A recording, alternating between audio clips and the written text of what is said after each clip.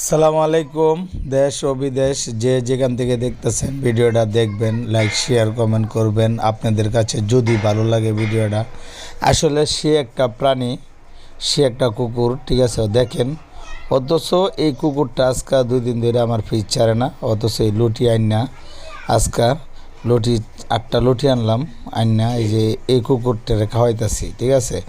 দেখেন, অথচ নিজের আপন ঘরের বউ যদি আপনি সারা কিছু খাওয়ানোর পরে বলবে তুই আমার জীবনে কি দিছস, কিছুই তোর সংসারে কিছুই পাই নাই।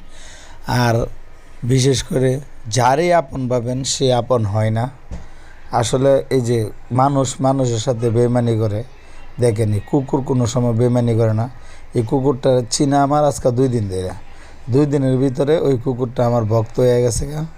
অথচ দেখেন কত সুন্দর করে আমার দ্বারা বৈশা খাইতেছে, সুন্দর করে খাইতেছে। আসলে মানুষের জন্য আপনারা কি বলবো ভাই, আসলে নিজের ভাই, আপন ভাইও ভাই হয় না, নিজের মার পেটের ভাইও ভাই হয় না, স্বার্থপর হয়ে যায়।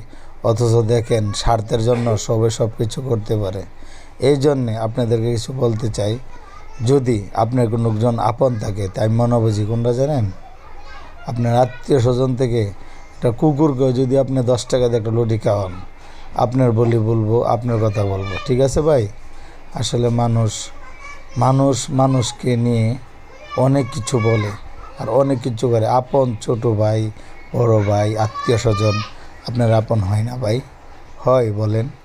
আসলে আপনি এই কুকুরটারে 2 দিন চিনা, অথচ আমার ভক্ত হয়ে গেছে, এই জন্য ওর জন্য আমি খাওয়ার নিয়ে আসি। যদি আপনাদের কাছে ভিডিওটা ভালো লাগে, লাইক শেয়ার কমেন্ট করবেন।